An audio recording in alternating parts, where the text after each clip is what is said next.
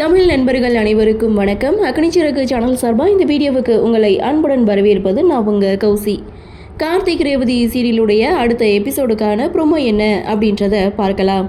அதுக்கு முன்னாடி இது வரைக்கும் நம்ம சேனலை நீங்கள் சப்ஸ்கிரைப் பண்ணலைன்னா பண்ணிக்கிறீங்க. கூடவே இருக்க பெல் ஐக்கானையும் கிளிக் பண்ணி அதில் ஆல் அப்படின்ற ஆப்ஷனையும் கிளிக் பண்ணிக்கிறேங்க. அப்போ தான் நான் போடக்கூடிய வீடியோ உங்களுக்கு உடனுக்குடன் நோட்டிஃபிகேஷனாக வரும். சரி வாங்க ப்ரோமோ என்ன அப்படின்றத டீட்டெயிலாக பார்க்கலாம்.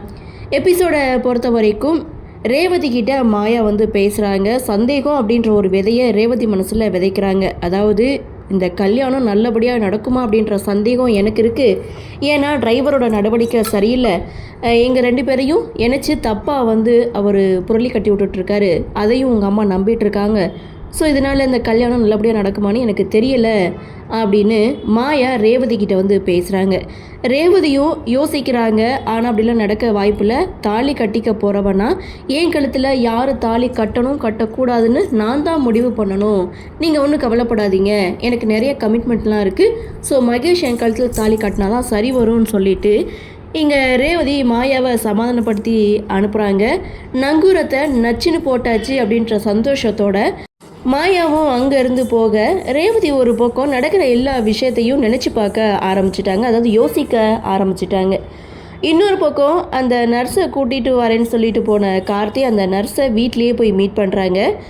மாயா மகேஷ் இவங்க 2 பேரை பற்றியும் அந்த நர்ஸ்கிட்ட கார்த்தி பேசும்போது அவங்க 2 பேரும் சரியில்லை, கேடு கட்டவங்க. ஆமாம், மகேஷ் இன்னொரு பொண்ணோட வாழ்க்கையை நாசமாக்க போகிறாரா அப்படின்னு சொல்லும்போது அதை நீங்கள் தான் தடுத்து நிறுத்த முடியும், நீங்கள் உண்மையை சொன்னால் போதும் அப்படின்னு சொல்ல அவங்களுடைய கணவரும் பார்த்திங்கன்னா நல்ல விஷயத்துக்கு தானே கூப்பிட்றாங்க, நீ போயிட்டு வா அப்படின்னு சொல்லி அனுப்பி வைக்கிறாரு. கார்த்தியும் அந்த பொண்ணை கூட்டிகிட்டு அங்கேருந்து கிளம்புறாரு. ஸோ இன்னொரு பக்கம் சிவனாண்டி பார்த்திங்கன்னா கார்த்தியுடைய ஃபோட்டோவை ரவுடிகளுக்கெல்லாம் அனுப்பி இவன் எங்கே இருந்தாலும் அடித்து தூக்குங்க அப்படின்னு சொல்லியிருக்காங்க. இந்த தடைகள்லாம் மீறி கார்த்தி எப்படி மண்டபத்துக்கு சேர போகிறாரு, சாமுண்டீஸ்வரி எப்படி தப்பிக்க போகிறாங்க அப்படின்ற ஒரு எதிர்பார்ப்பு.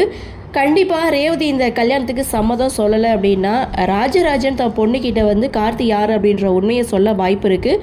உண்மை தெரிஞ்சுக்கிறதுக்கு அப்புறம் ரேவதி தாலி கட்டிக்க சம்மதம் சொல்ல கூட சான்ஸ் இருக்குது.